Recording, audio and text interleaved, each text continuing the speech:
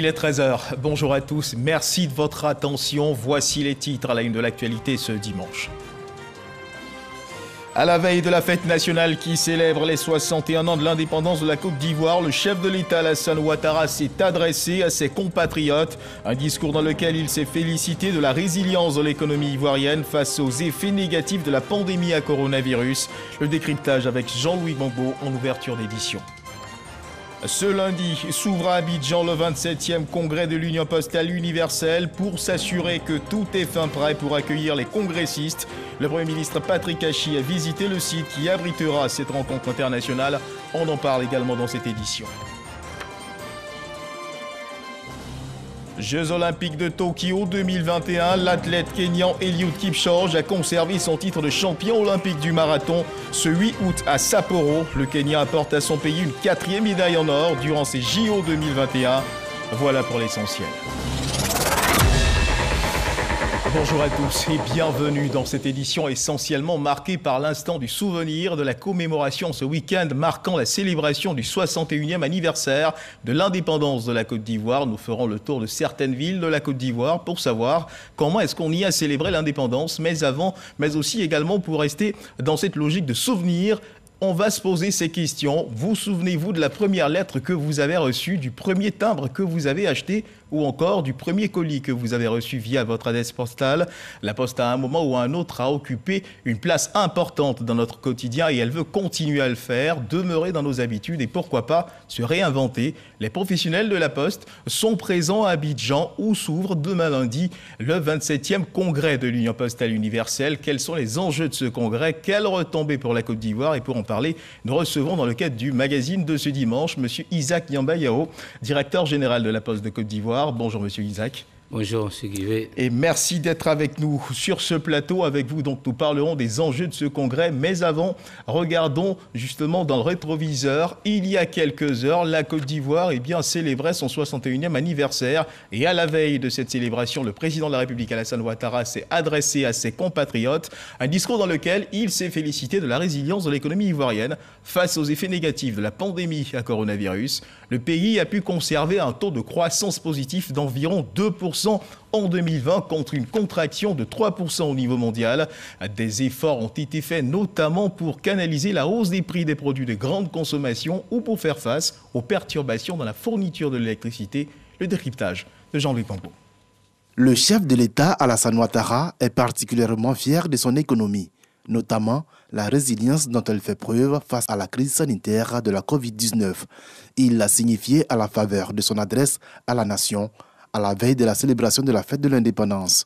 En effet, s'il regrette l'augmentation du prix de certaines denrées de première nécessité, l'une des conséquences de cette crise sanitaire, le chef de l'État s'est félicité de la prise de mesures conservatoires qui ont contribué à juguler cette inflation. Je me réjouis qu'après concertation avec le secteur privé, des mesures conservatoires aient été prises lors du Conseil des ministres du 21 juillet dernier, notamment sur l'encadrement des prix des produits tels que le riz, l'huile, la farine et la viande de bœuf.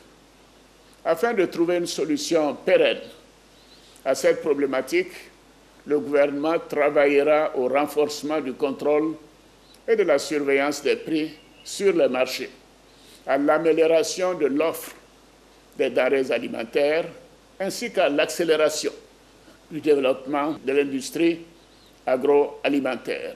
La Covid-19 n'a pas réussi à freiner la Côte d'Ivoire dans sa marche vers le développement. Le gouvernement a continué à mener des actions qui ont permis à la Côte d'Ivoire d'améliorer de manière substantielle les conditions d'accès à la santé, à la protection sociale, à l'éducation, à l'emploi, à l'électricité et à l'eau potable. La résilience de notre économie, combinée à l'efficacité de notre plan de riposte économique et sanitaire, a permis de faire face à cette crise avec un taux de croissance positif d'environ 2% en 2020 contre une contraction de 3% au niveau mondial. Les coupures d'électricité entre avril et juillet ont également été évoquées par le chef de l'État. Une situation conjoncturelle qui, fort heureusement, est aujourd'hui derrière nous, a dit le président de la République. L'entrée en production de nouvelles centrales électriques dont la mise en service avait été retardée en raison de la pandémie de la Covid-19 a notamment contribué à résoudre ce problème. Alassane Ouattara a ainsi salué la compréhension et la patience dont ont fait preuve les Ivoiriens lors de cette période difficile. Et à 61 ans d'accession à l'indépendance, la République de Côte d'Ivoire a enregistré certains acquis et doit faire face à de nouveaux défis, surtout en ces instants difficiles marqués par la Covid-19. En quoi consistent ces nouveaux défis? Notre reporter Éric Goré s'est posé la question. J'étais ex-majorette, nous étions cooptés pour animer. Et on était toutes jeunes et c'était tellement intéressant. Vraiment, ça fait plaisir de fêter l'indépendance.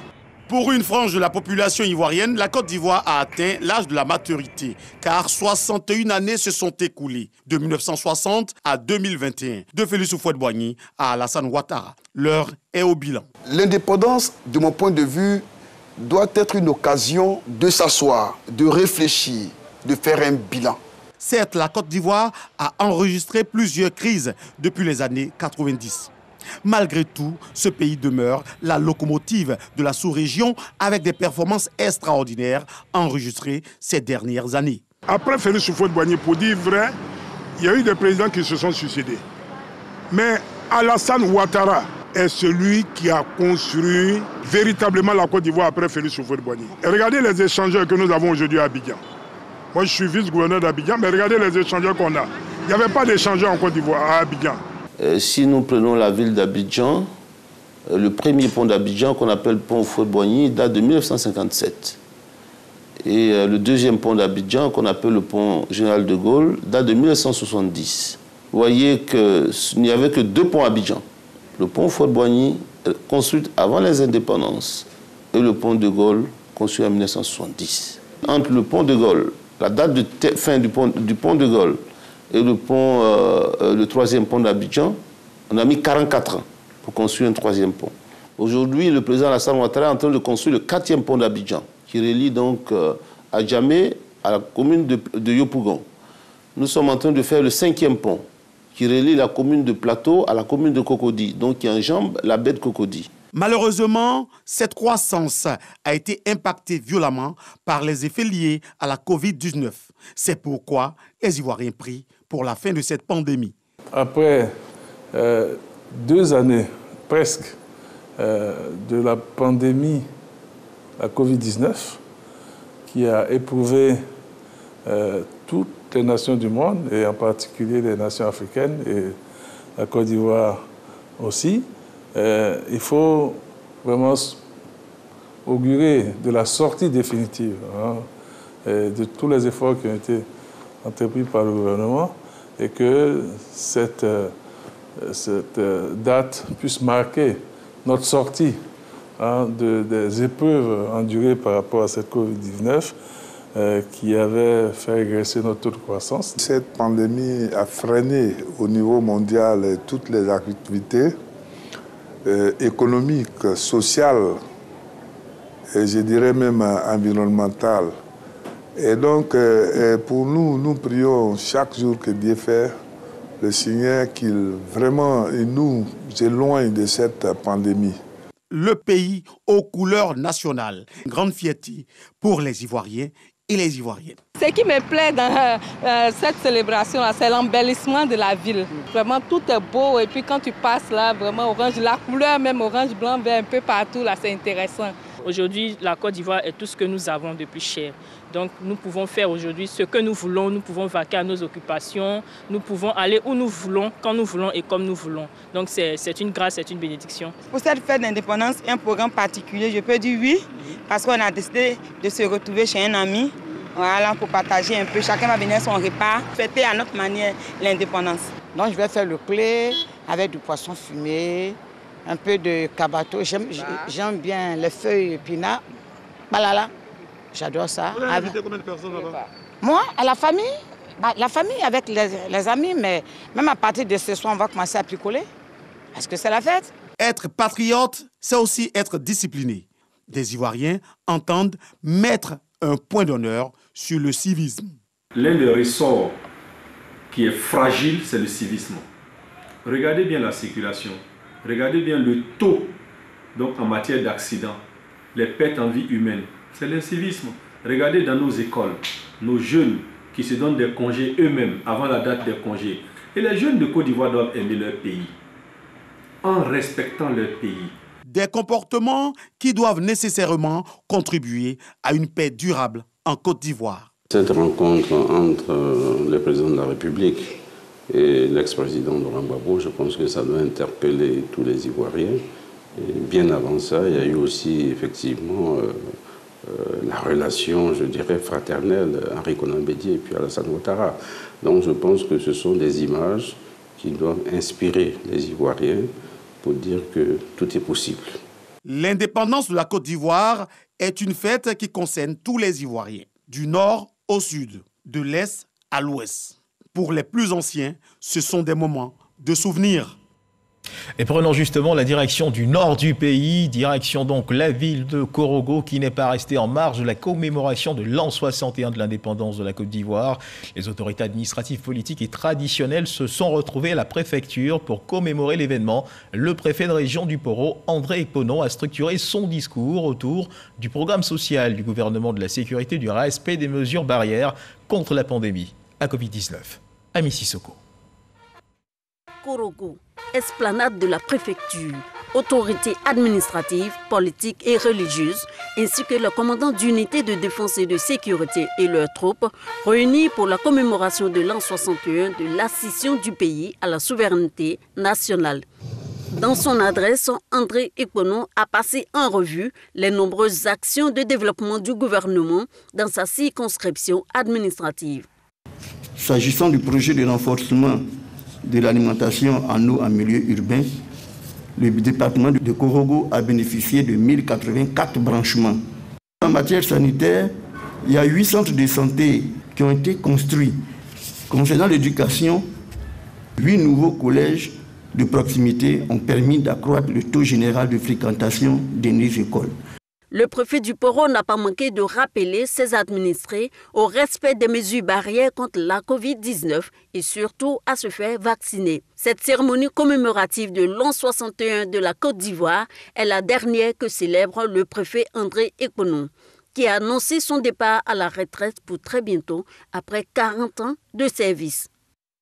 Et dans plusieurs villes du pays, on a également commémoré l'an 61 de l'indépendance de la Côte d'Ivoire. Reportage.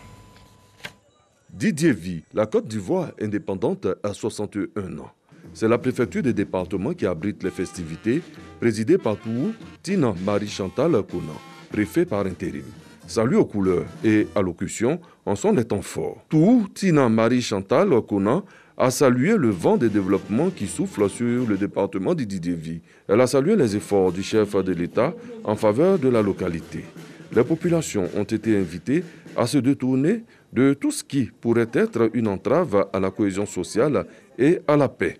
La célébration des 61 ans de l'indépendance de la Côte d'Ivoire rappelle une page marquante de l'histoire de notre pays. Après avoir passé en revue les acquis politiques, sécuritaires et économiques, Dago Alain Francis a invité les habitants de la sous-préfecture de Dibri Asriko, notamment ceux de Djongonois, à la synergie d'action pour un développement harmonieux de la circonscription administrative, à l'union, à la tolérance et au rassemblement des forces vives pour une circonscription où il fait bon vivre. Boto, commémoration des 61 ans de l'indépendance de la Côte d'Ivoire. Dans son adresse à ses administrés, Elané Banda Odette, préfet du département, a souligné que malgré les différentes crises qu'a connues la Côte d'Ivoire, le pays conserve toujours une place de choix dans le concert des nations. Ce dynamisme est dû à ses filles et fils. Le gouvernement, pour sa part, ne ménage aucun effort pour le bien-être des populations. Elané Banda Odette, préfet du département, exhorte donc la population à la paix et à la cohésion sociale pour l'intensification des actions de développement au profit du département de Botro. À Diabo, la célébration des 61 ans d'anniversaire de l'indépendance de la Côte d'Ivoire a été marquée par le respect des mesures barrières contre la Covid-19. Touapé Apo Yolande, sous-préfet de la circonscription administrative de Diabo, a dans son adresse aux populations relevé que la commémoration de l'indépendance de la Côte d'Ivoire constitue un devoir de mémoire, un engagement à œuvrer pour son rayonnement et surtout la fraternité, la volonté de vivre ensemble dans la concorde, la solidarité et la consolidation de la paix. Mankono, chef-lieu de la région du Béré. Célébration des 61 ans d'anniversaire de l'indépendance de la Côte d'Ivoire. Pour des raisons sanitaires, c'est la préfecture de région qui accueille la célébration. Cérémonie de prise d'armes, salut aux couleurs, allocution. Jules Gouessé, préfet de région, dresse le bilan des élections. Il aborde l'aspect sécuritaire dans la région et bien entendu, il énonce l'espoir d'un développement basé sur la paix. Plusieurs autorités de la région ont pris part à la célébration. Justin Ipou, à son premier poste en tant que sous-préfet, avait engagé les populations cadres et élus de Kamalo à organiser une fête grandiose. Mais réalité oblige, la célébration de l'an 61 de l'indépendance de la Côte d'Ivoire dans cette localité a été sobre. Le sous-préfet de Kamalo a invité toutes les forces vives, élus et cadres à œuvrer pour sortir le chef-lieu de sous-préfecture de sa léthargie et à cet effet, Justin Ipou a insisté sur l'exigence d'union, de solidarité et de cohésion. Aujourd'hui, Kamalo doit faire face à de nombreux défis dans cette localité du département de Séguéla où tout est urgence.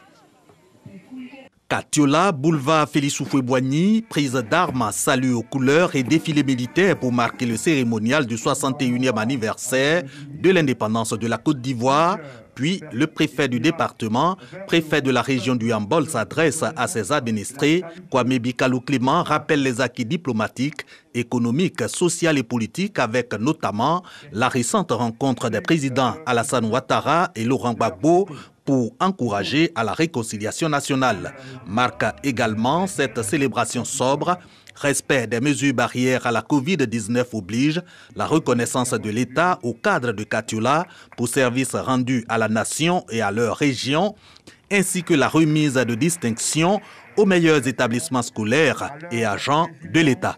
Préfecture de Zionoula, salut aux couleurs et allocution de Sanogo Karidia Dao, préfet du département, ont constitué les temps forts des 61 ans d'indépendance de la Côte d'Ivoire. Le préfet Sanogo Karidia Dao, dans son allocution, a relevé les efforts consentis par le gouvernement pour un mieux-être des populations de Zionoula. À cet effet, le préfet a insisté sur la culture de la paix, la tolérance et le vivre ensemble. Seule alternative pour aller de l'avant. Des élus et cadres du département ont pris part à cet anniversaire qui se voulait sobre. La commémoration à Guessabo du 61e anniversaire de l'indépendance de la Côte d'Ivoire, un moment solennel et sobre. Gilles Guy Liliane, sous-préfet de la localité, passe en revue le détachement des forces de défense et de sécurité placé sous le commandement de l'adjudant Denis Boulou, puis s'immobilise devant le drapeau. Le sous-préfet, dans son adresse, a rendu un vibrant hommage aux pionniers de la lutte pour l'émancipation de la Côte d'Ivoire, puis a exhorté la population à respecter les mesures barrières et se faire vacciner contre la Covid-19, mais encore à relever tous les défis auxquels fait face Guessabo en termes de développement et de progrès. Plus on est fou et plus on s'amuse, a-t-on coutume de dire. Célébrer la fête de l'indépendance, c'est aussi donner libre cours à son imagination afin de contribuer à sa façon à la beauté de la fête. Tenez par exemple, dans certaines communes, on a choisi de sortir des costumes d'époque, de la chemise fleurie à succès aux chaussures avec 10 cm de hauteur. Dans d'autres villes comme à Bouaké, un concours a été organisé par l'ONG Oukadama pour désigner, tenez-vous bien, le meilleur mangeur ou encore celui qui engloutit le plus de nourriture.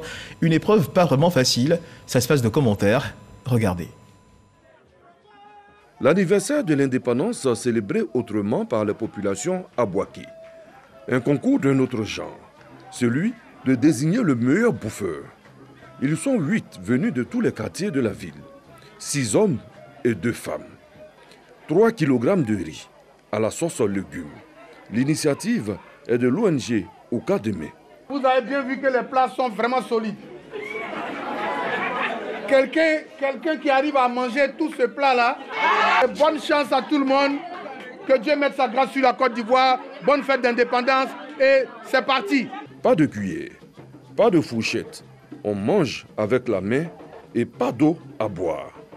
Les candidats y vont à fond.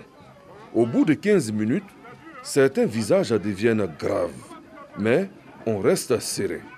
Les femmes mangent sans complexe. Dans les plateaux, c'est visible. Elles gagnent du terrain. Les premiers abandons arrivent. On se retire avec son plateau. C'était difficile. Vraiment, je jette l'éponge, Celui-là, il est évacué du théâtre des opérations. Il ne reste que 3 candidats. Le temps compte également. Après 40 minutes, la victoire a choisi son camp. Traoré Abou de Dar es Salaam a vidé son plateau.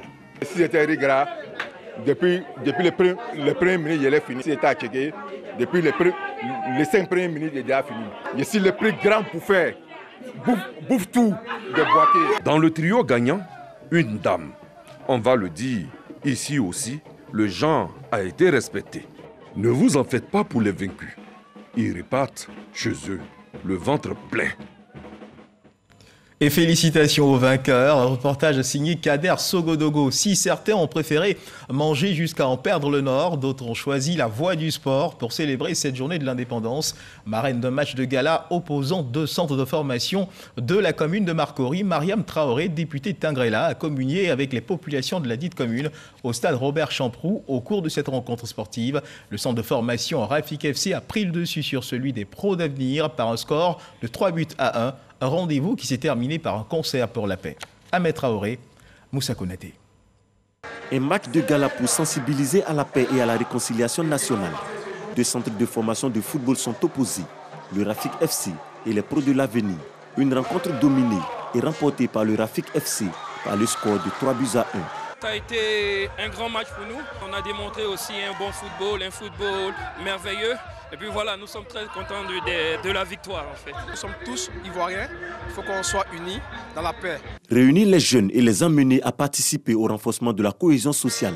C'est l'objectif de cette activité qui se tient le jour du 61e anniversaire de l'indépendance de la Côte d'Ivoire. On a organisé ce match-là pour permettre aux jeunes aussi de voir qu'il n'y a pas que la politique. Aujourd'hui, c'est un jour un peu spécial, le jour de l'indépendance de la Côte d'Ivoire, et permet de partager certaines valeurs. La marraine de l'événement, l'honorable Mariam Traoré, salue l'initiative qui prône des valeurs d'union et de rassemblement. Ce match gala de réconciliation nationale de paix pour le jour de l'indépendance était vraiment une occasion pour moi d'être aux côtés de la jeunesse ivoirienne.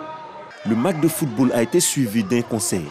Les artistes de Côte d'Ivoire veulent également jouer pleinement leur rôle dans le processus de réconciliation. J'ai trouvé normal et propice de prester ici, donc du coup on est là pour apporter la joie et inciter les gens à la réconciliation. Plusieurs associations de la commune de Marcory, jeunes, femmes et chefs traditionnels ont participé à cette activité sportive et culturelle. Voilà, et en ces instants de grande réjouissance, il ne faut surtout pas perdre de vue les choses essentielles, comme par exemple continuer d'observer les mesures barrières. La Covid-19 est encore présente en Côte d'Ivoire.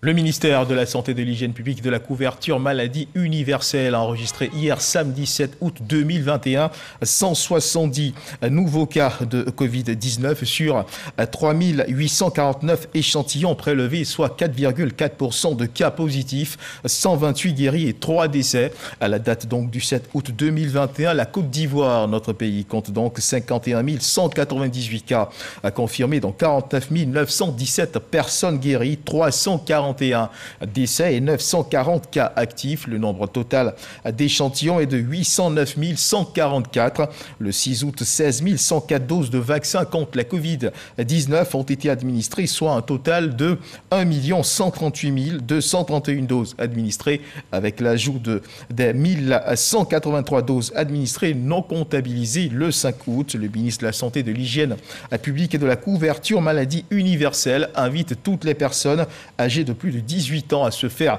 vacciner contre la Covid-19 dans les centres de vaccination. La vaccination contre la Covid-19, rappelons-le, qui est gratuite et volontaire. Dans la commune de Divo, 3 femmes ont été distinguées pour la viabilité de leurs projets respectifs. Cela au terme d'un concours qui a mobilisé 25 femmes du Lodjibois, porteuses de projets en faveur de l'environnement et du développement durable. C'était à l'occasion de la 2e édition de la Journée africaine 100% femmes et développement durable, portée par l'ONG Africa Green sous le parrainage et la présence effective du ministre Amédée Kouakou. Léon Brou. Sur les 25 candidates, seulement 3 femmes de la région du Lodjibois déclarées gagnantes du jeu concours du meilleur projet pour la protection de l'environnement et la promotion du développement durable. De ce trio, Rosa Lui se hisse au sommet avec son projet de transformation de déchets organiques en engrais biologiques. Les déchets, tu vas dans un marché le soir, tu dis à la vendeuse ne jette plus dans le caniveau, je vais payer. Tu vas devant une maison, tu dis ne jette plus ta poubelle, je vais payer. Quand tu payes, on trie. Les sachets, on les donne aux usines, les fers, on les envoie aux usines et les caoutchoucs également, on donne aux usines. Et ce qui reste, à ces déchets alimentaires, on creuse, on met bouse de vache et puis on transforme ça en engrais biologique. Ainsi, le cadre de vie sera assaini, la santé des populations garantie, le sol et la nature préservés pour les générations futures. Cet engrais biologique ayant l'avantage de se substituer aux herbicides, pesticides et autres engrais qui génèrent souvent des maladies métaboliques, appauvrissent les sols ou détruisent la nature. Selon les initiateurs du concours que soutient le ministre de l'Équipement, par ailleurs député maire de Divo, ce projet, donc le modèle de promotion du développement durable. C'est un développement qui va vous permettre, vous aujourd'hui, de répondre à vos besoins, mais de grâce. Il ne faut pas tout détruire sur votre chemin parce qu'il y a des générations qui viennent après vous. En notre sens, il y a similitude, il y a convergence, il y a partenariat entre la femme et le développement durable. Monsieur Boni, ce que je vais vous demander, à travers votre association, c'est de venir nous aider à former les femmes pour la conduite des projets, de sorte qu'elles puissent utiliser les 5 millions que nous mettons à leur disposition chaque année qui ne sont pas utilisés parce qu'elles ne savent pas comment monter les projets. Démarré en mars 2021, le concours du projet vert est à sa 2e édition en Côte d'Ivoire et à sa première à l'intérieur du pays. Il aura permis dans d'autres pays africains, comme le Sénégal, à former les femmes depuis le montage à la gestion des projets pour ainsi susciter ou booster l'entrepreneuriat féminin. Bonne nouvelle donc pour les femmes. Pour renforcer les capacités des petits acteurs de la filière bois, l'ONG Avessi a mis en œuvre un projet d'appui à la structuration et à l'amélioration de leurs activités. Pendant une année, ces acteurs de la filière bois ont bénéficié de formations dans plusieurs domaines. Grâce Kando. À l'initiative de la Fondation Avessi, une structure italienne, de nombreuses actions au profit des petits opérateurs de la filière bois ont été menées sur le plan de la structuration et de l'amélioration de leurs activités. Un an après, l'heure est au bilan. Avessi nous a permis de participer à beaucoup de formations, à beaucoup de missions, visites d'échange et tout ça. Dernièrement, nous avons fait le Ghana. Nous sommes allés apprendre un peu comment est constituée la fédération des artisans du bois du Ghana. On a vu que c'était vraiment une réussite et c'est ce que nous voulons essayer de dupliquer en Côte d'Ivoire. Nous avons appris comment est-ce qu'il faut travailler, il faut rationaliser le bois. Ce projet a permis de renforcer la synergie entre les différents acteurs, mais également d'attirer l'attention de ces différents opérateurs sur la nécessité d'être ensemble, la nécessité de s'organiser pour pouvoir non seulement résoudre le problème d'accès aux matières premières qu'est le bois, mais comment aussi en s'organisant, en se structurant, en se formalisant, ils puissent avoir de meilleures externalités, de meilleurs dividendes de leur travail. Ce projet de structuration et d'amélioration de la filière bois bénéficie du soutien du ministère des Eaux et Forêts. Tout au long de la mise en œuvre de ce projet, nous avons accompagné les équipes en termes d'appui technique, des différentes équipes de gestion des projets et nous avons participé à différentes séances de travail, participé aux différentes actions pour accompagner les équipes, pour fournir les informations, pour participer aux actions d'information, de sensibilisation, parce que le marché national est un marché extrêmement important. La Fondation Avessi œuvre dans plusieurs secteurs d'activité, notamment dans l'éducation, l'agriculture, la sécurité alimentaire et l'environnement. Direction Tokyo au Japon pour suivre l'actualité des Jeux Olympiques qui se tiennent en ce moment dans le pays.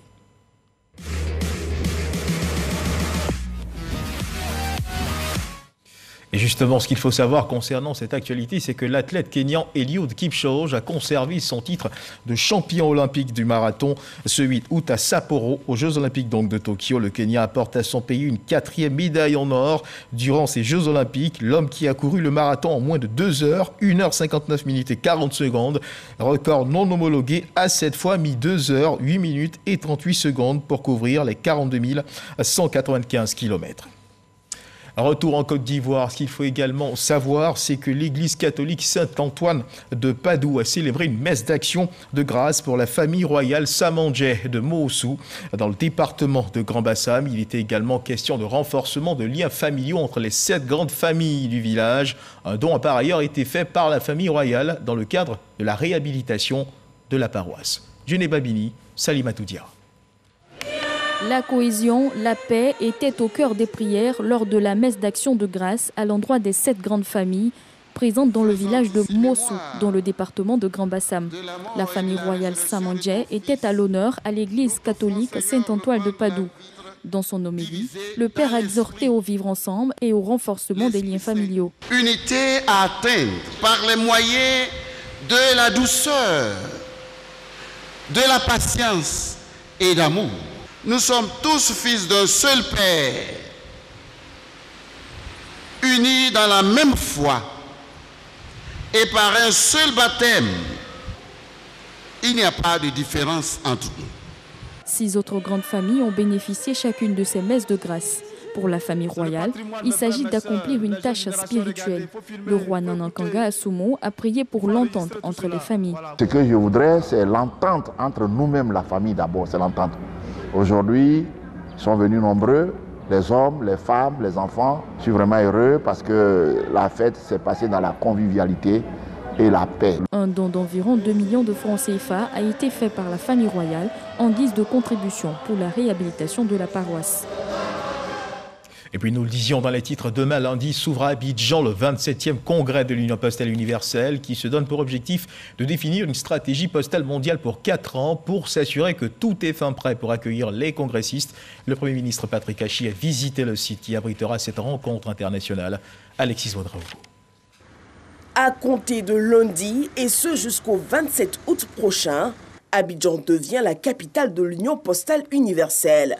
Le rendez-vous réunira plus de 192 pays pour définir la stratégie postale mondiale des 4 prochaines années. Et pour s'assurer que tout est fait et bien prêt, le Premier ministre Patrick Hachi était ce samedi sur le site de l'événement. Salle de conférence, de plénière, des restreintes et autres commissions, tout a été passé au peigne fin. Dans la période post-Covid, aujourd'hui dans le monde, être capable de réaliser en présentiel une conférence mondiale d'une telle portée est effectivement la signature que la Côte d'Ivoire est un pays phare, est un pays respecté, est un pays qui répond à de nombreuses normes internationales et a franchi des pas extrêmement importants. À l'heure de la transformation digitale mondiale, ce congrès représente pour tout le continent africain une opportunité économique et stratégique de renforcer son positionnement au sein de l'institution et ainsi de bénéficier d'un accompagnement technique pour réformer son système postal. La particularité de cet événement, c'est qu'il sera réalisé en présentiel, mais également à distance en vidéo. Donc nous avons fait la visite sur les questions qui touchent à la fois à la connectivité, aux infrastructures, à la santé, aux salles de réunion, aux questions de transport, aux questions d'hébergement. Et sur toutes ces questions-là, on a pu avoir donc des réponses satisfaisantes. Pendant 3 semaines, les pays membres aborderont les questions de politique, de stratégie et de développement du secteur postal. Plus de 1000 délégués des pays membres en présentiel et 2000 en vidéoconférence pour cette grand-messe du postal mondial.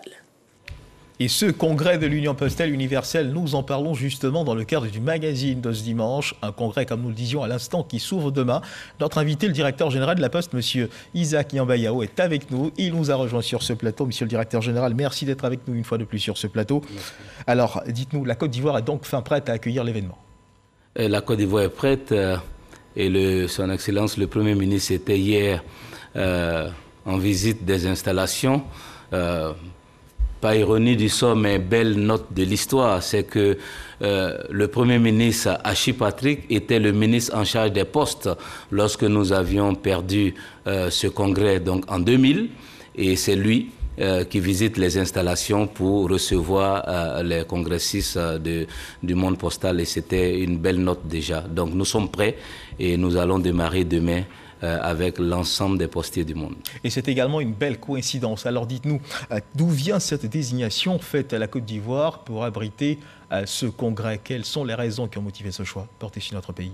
Déjà en 1999, nous avons été le pays retenu pour organiser le congrès de 2004. Et donc l'histoire ne nous a pas permis d'organiser ce grand rendez-vous postal mondial.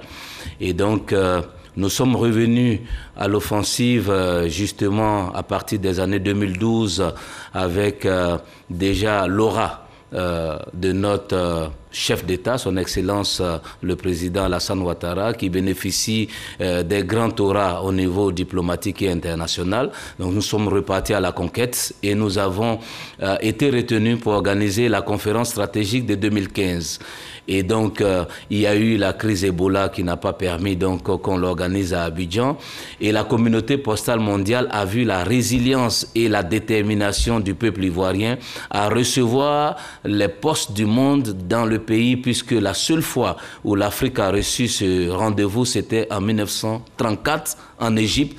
Donc, 87 ans après, nous recevons donc ce rendez-vous mondial à Abidjan et donc ironie de l'histoire, comme je vous disais, c'est lui qui avait en charge la poste pour l'organiser en 2004 et c'est lui qui est le Premier ministre ivoirien et qui a fait la visite.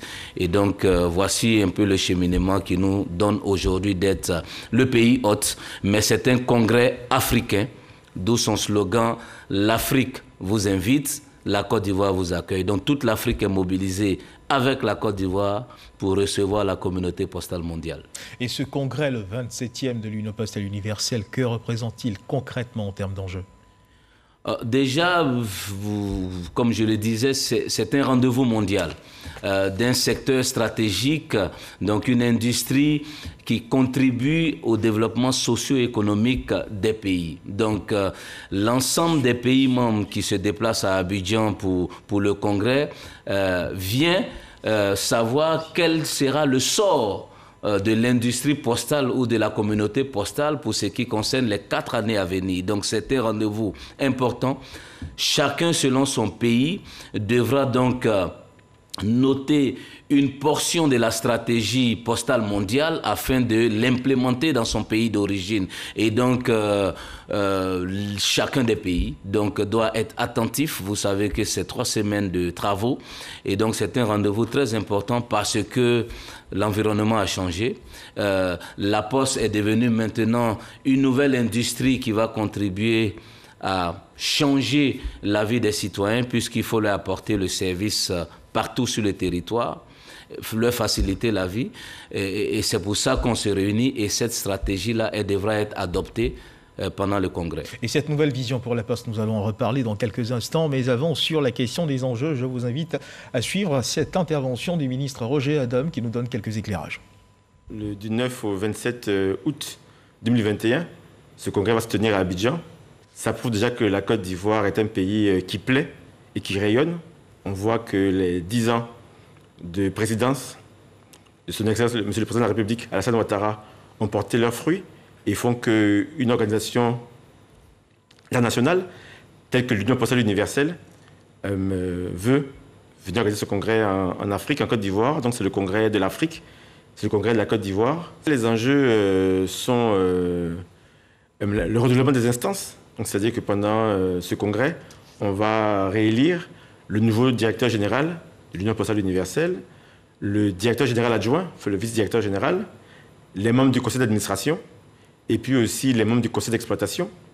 Étant donné que la Côte d'Ivoire est le pays qui organise le congrès dans ce mois d'août, donc nous aurons naturellement, de manière automatique, la présidence du conseil d'administration. Ensuite, le congrès va permettre de définir la nouvelle stratégie postale mondiale. Il faut comprendre que nous avons de nouveaux enjeux au niveau de la poste, des enjeux technologiques. On voit aujourd'hui qu'à l'époque, enfin moi quand j'étais beaucoup plus jeune, pour amener un courrier, il fallait écrire une lettre et l'envoyer à la poste. Elle arrivait un jour, on recevait une réponse un jour. Aujourd'hui, avec un mail, le courrier est instantané. Ou avec un message WhatsApp ou un SMS, le courrier est instantané. Donc, mais la poste existe toujours. Donc il faut justement définir la nouvelle stratégie. Il y a de nouvelles choses qui existent comme le commerce électronique, qui est important, et puis aussi tout ce qui peut tourner autour des services financiers. Donc je pense que voici les enjeux de ce congrès. Donc c'est définir la nouvelle stratégie postale mondiale qui s'appellera la stratégie postale d'Abidjan. Donc qui va pendant les 4 prochaines années définir le métier de la poste. Alors, monsieur le directeur général, des enjeux importants rappelés par le ministre Roger Adam, mais que gagne la Côte d'Ivoire à accueillir véritablement ce rendez-vous-là international? Bon, déjà, on parle de congrès mondial. Donc, ce que gagne la Côte d'Ivoire, c'est tout le rayonnement de notre pays, mais surtout les spots de l'industrie postale vont être orientés sur la capitale ivoirienne. Et le pays devra certainement montrer sa capacité à accueillir des participants venus du monde entier? C'est bien ça, parce qu'en période Covid, en période de pandémie, être capable de recevoir un congrès mondial avec des personnalités de haut niveau d'une industrie qui compte, c'est déjà quelque chose de très important. Et ça, c'est un élément à souligner. Après, les décisions qui sont attendues par la communauté postale mondiale vont être prises à Abidjan.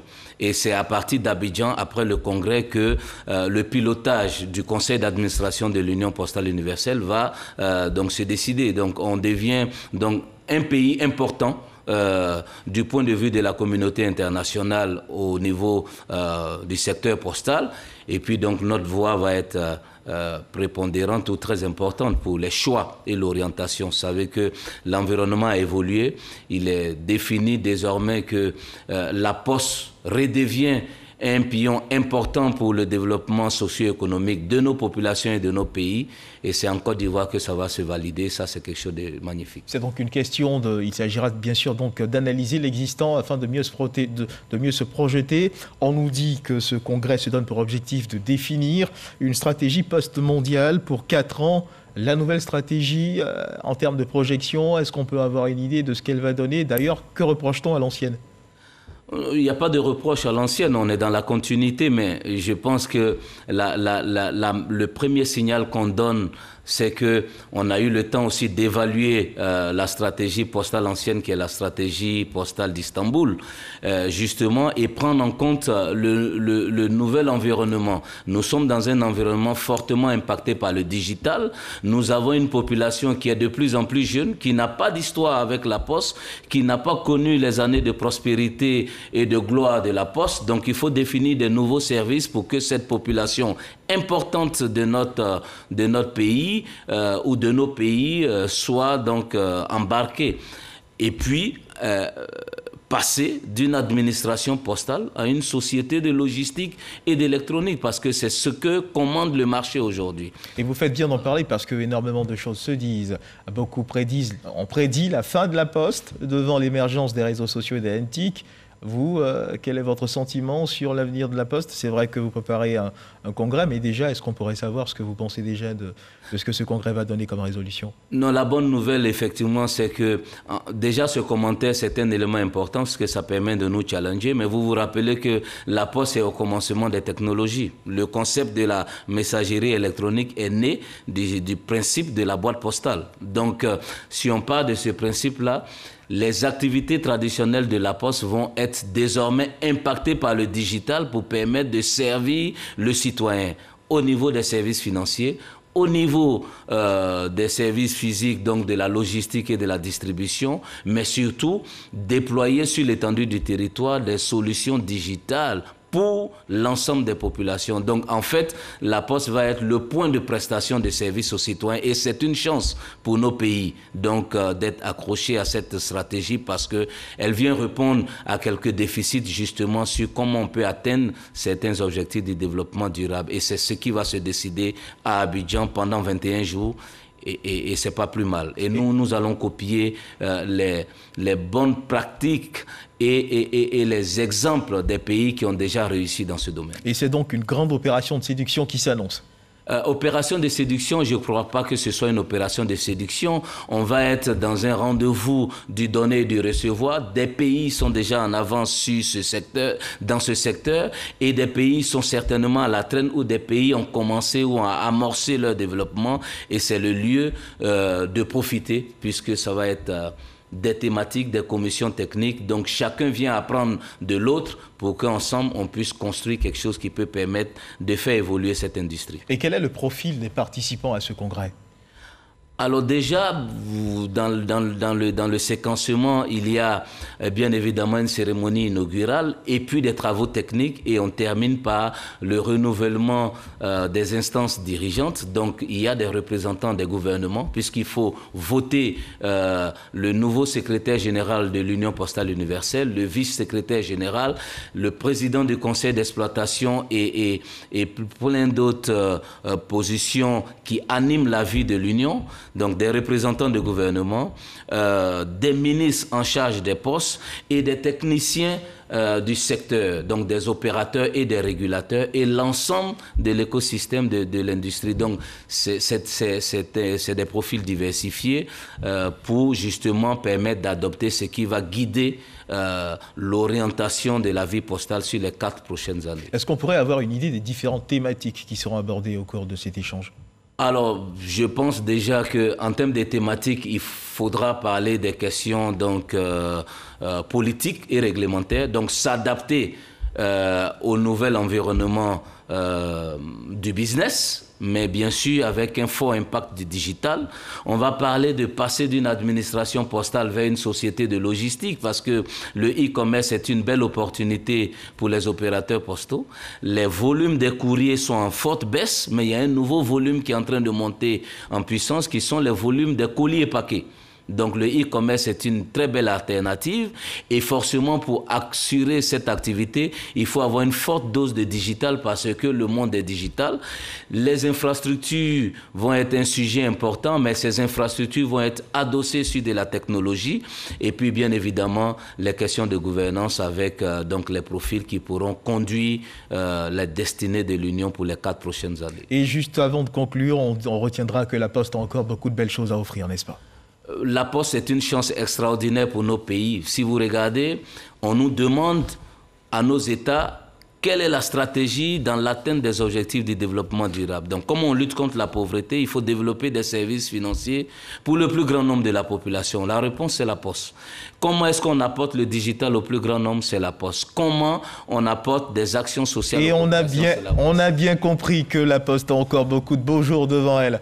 Alors, ce lundi donc s'ouvre à Abidjan le 27e congrès postal universel qui se donne pour objectif de définir cette stratégie postale mondiale pour 4 ans. Quels sont les enjeux de ce congrès? Nous venons d'en parler avec le directeur général de la Poste, M. Isaac Yambayao, donc dans le cadre du dimanche du magazine de ce dimanche. Merci de nous avoir suivis. Agréable dimanche. Dieu garde la Côte d'Ivoire.